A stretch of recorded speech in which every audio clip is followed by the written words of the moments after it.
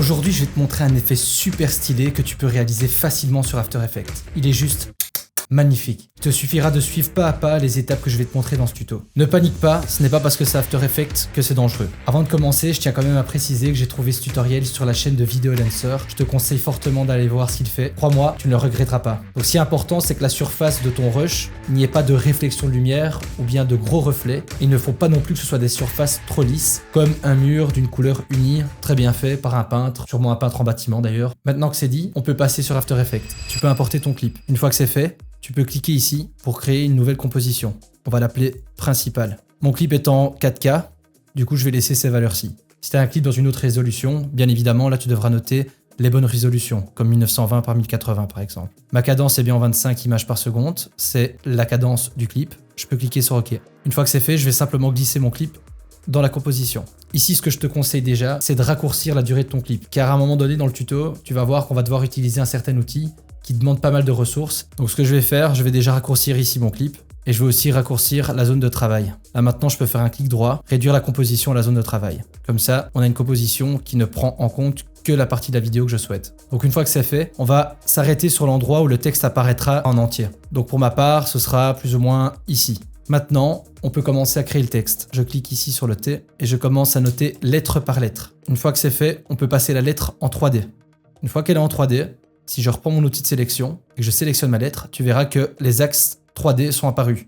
Avec les axes, tu vas pouvoir positionner la lettre plus ou moins en suivant le relief de ton plan. Donc par exemple pour le R, je peux le tourner un petit peu comme ceci pour que ça suive plus ou moins le relief du plan. Je t'invite aussi à modifier ta lettre sur la taille que tu souhaites. Une fois que tu as fait ta première lettre, il va falloir simplement répéter la même opération pour les autres lettres. Tu peux simplement dupliquer ta lettre, tu viens ici, tu la tires, double-clic et tu la remplaces par une autre lettre. On prend l'outil de sélection, je la redéplace et pareil que pour la première lettre, je vais simplement ici essayer qu'elle matche plus ou moins sur le relief qu'il y a derrière. Pareil une troisième fois. Là, cette fois-ci, vu que je suis sur l'autre paroi, je vais simplement la mettre dans l'autre sens, comme ceci. Une fois que tu es content avec la disposition de tes lettres, tu vas pouvoir toutes les sélectionner. Donc pour ce faire, tu sélectionnes la première lettre, tu gardes Maj enfoncé et tu sélectionnes la dernière lettre. Ensuite, clic droit, précomposition et tu vas l'appeler référence. Coche bien transférer tous les attributs dans une nouvelle composition et clique sur OK. Une fois que c'est fait, on peut double-cliquer dessus et on va venir créer un nouveau solide. Donc je clique droit, nouveau, solide.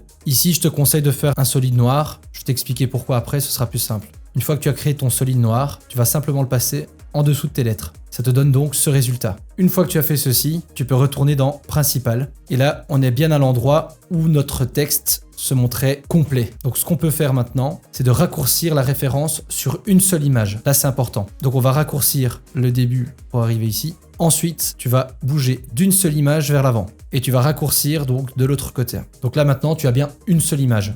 On va sélectionner donc notre clip qui est en dessous et on va créer un masque. Pour ce faire, on va cliquer sur l'outil rectangle et il faut que le masque englobe le texte et qu'il dépasse même un tout petit peu. Donc là, mon masque englobe le texte et on va venir cliquer sur inverser. Donc ça donne quelque chose comme ça pour le moment. Une fois que c'est fait, toujours avec mon clip du bas sélectionné, on va aller chercher le remplissage d'après le contenu. On va d'abord aller régler deux choses dans les paramètres. Donc on va dans paramètres de remplissage après le contenu. Donc c'est cocher créer une séquence Photoshop pour la sortie et gérer automatiquement les séquences de remplissage inutilisées. Au niveau de la méthode de remplissage, on va le laisser dans surface et l'étendue zone de travail. Donc c'était ici en fait que je vous disais que la durée de votre clip allait être importante parce que si vous avez un clip d'1 minute 30, ça va prendre un certain temps, pas de chance. Et on clique sur générer calque de remplissage et vous laissez tourner. Allez vous faire un café ou méditer, pourquoi pas. Ou bien on a qu'à se regarder dans le blanc des yeux et attendre.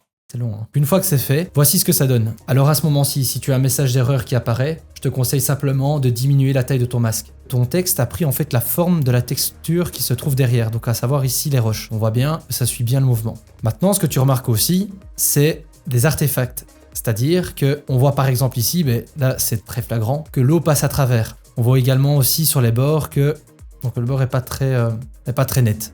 Et ce que je peux faire, c'est par exemple créer un masque en étant sur mon fond, essayer d'éviter tous les artefacts. Ça donnerait quelque chose comme ça. Ça pourrait marcher, Là, je devrais simplement le monter un petit peu. Il n'y a pas d'artefact qui va dans mes lettres. Donc là, ça pourrait marcher. Il y a une deuxième façon de faire qui permet d'éviter en fait tous ces artefacts. C'est ce que je vais te montrer maintenant. Donc tu peux supprimer les fonds. Et ce qu'on va faire maintenant, on va simplement dupliquer le cadre référence. Et on va l'appeler temporaire. À ton avis pourquoi? Car c'est un fichier temporaire. Ton calque temporaire, on va simplement l'agrandir pour qu'il prenne toute la durée du clip. Donc une fois que tu as fait ça, on va aller chercher l'effet appliquer un cache. On va le glisser-déposer sur le fichier temporaire. Une fois qu'on l'a glissé-déposé, on peut aller modifier donc à partir du calque. On va sélectionner notre clip de référence et en source, on va mettre masque. Ça va donc nous donner ceci. Une fois qu'on a fait ça, on va refaire un remplissage d'après le contenu. On laisse les mêmes paramètres et on fait générer calque de remplissage. On attend. Une fois que ton calque a été généré, mon texte prend bien la forme des falaises qu'il y avait derrière. Donc maintenant, ce qu'on peut faire, c'est supprimer le fichier temporaire. On voit effectivement que les lettres suivent bien et qu'il n'y a pas d'artefact. En fonction de la méthode avec laquelle tu es à l'aise et en fonction de tes clips, à toi de tester.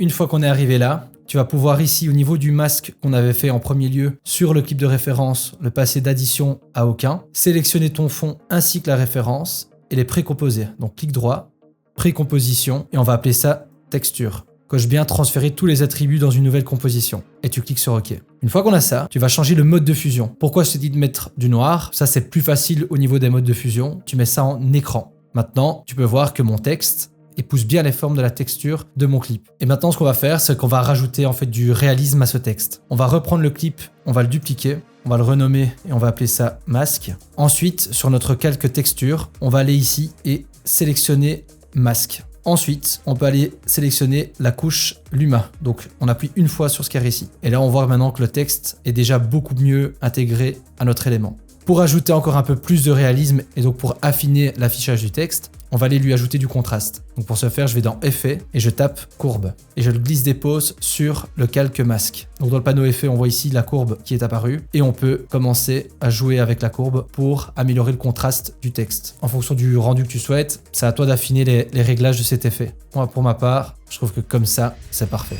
Et voilà, maintenant tu sais comment réaliser cet effet de texture avec du texte. Texte, texture. C'était drôle. Je t'invite vraiment à aller découvrir la chaîne de Videolancer. Et pour ma part, si cette vidéo t'a plu, n'hésite pas à mettre un petit like, à t'abonner. Et dis-moi aussi en commentaire quel genre de tuto tu souhaiterais voir sur cette chaîne. Tu peux aussi me suivre sur Instagram. Je publie par semaine 2 tutos assez rapides. C'était Mike. Merci d'avoir suivi cette vidéo jusqu'au bout. Et je te dis à la prochaine. Ciao!